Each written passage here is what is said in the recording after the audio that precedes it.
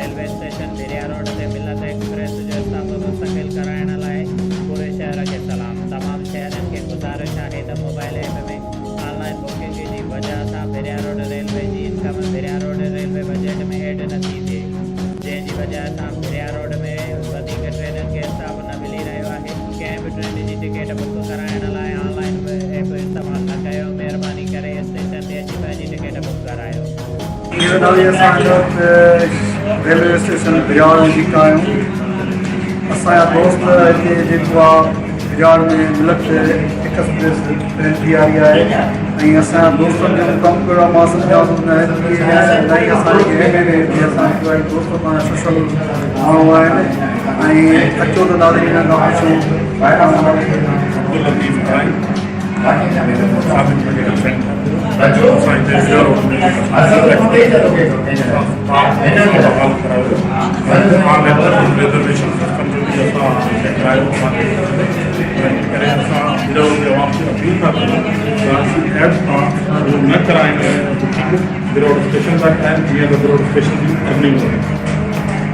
अच्छा ये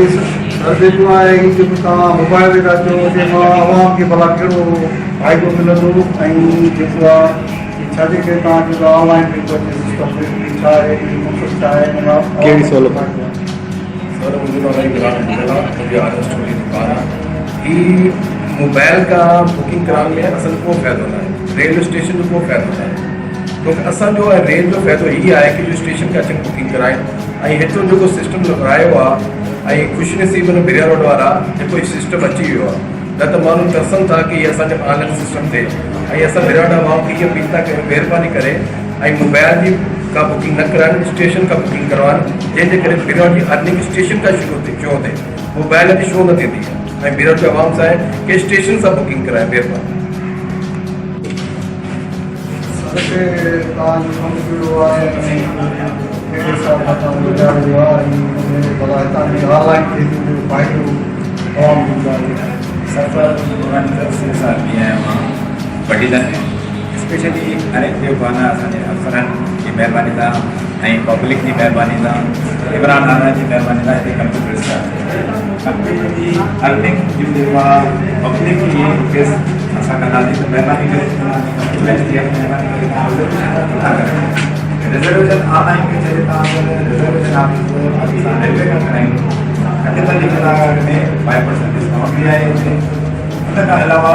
जेतिरी अर्निंग जी वधाइण आहे बिल्कुलु 10 लख में हिनजी जेकी आहे न रेंज आहे 10 लख ताईं मथे में 12 खां 15 लख ताईं 10 लख ताईं हिनखे गाॾी जी इहे जी फैसिलिटीज़ मिलंदी स्टाफ जी प्लस हुनजी रिजर्वेशन बि हिननि खे मिलंदी। महिरबानी करे पब्लिक सां इहा ई हूंदी त महिरबानी करे रिजर्वेशन जेकी कराइनि उहा ऑनलाइन जे बदिले असां रेलवे खां ई कराइनि त बहितर हुन में पब्लिक जो तमामु घणो फ़ाइदो आहे। 48 कलाक 24 कलाक आदमी को कराइंदा तो 5% डिस्काउंट भी आहे। शॉप वगैरह डायरेक्ट तव्हां ऑनलाइन कराइणो आवाम खे जेको फ़ाइदो आहे 5% फ़ाइदो आहे। असांजो नकी वाराईंदा गॾिजी गाऊं उन सां गॾोगॾु असांजो दोस्त असां क्लब जुड़ियो रहियो आहे हिन खां पुछूं घटि जेको ही सिस्टम तव्हां कयो ऑनलाइन करायो ऐं ट्रेनूं तव्हां हाणे जेको तव्हांजो प्रोग्राम कहिड़ी ट्रेन जो आहे ऐं उहा कहिड़े तरीक़े सां तव्हां बयान था चाहियो। इंशाअल्लाह असांजो प्रोग्राम आहे इमाम बाबा ऐं अलामा इकबाल असांजो सिर्फ़ु ईअं त अपनी एक्सपीरियंस या वधंदी इंशाअल्लाह असां जेका बि बाना अफ़सर आहियूं इंशाअल्लाह अनक़रीब भिरिया रोड जी आवाम लाइ असां ख़बरी वठंदासीं ऐं ज़रूरी इंशाअल्लाह ॿी ॻाल्हि जो बि स्टाफ असां वठंदासीं छाजे करे त भिरिया रोड आवाम लाइ ज़रूरी आहे। बाक़ी असां भिरिया रोड जी आवाम खे असां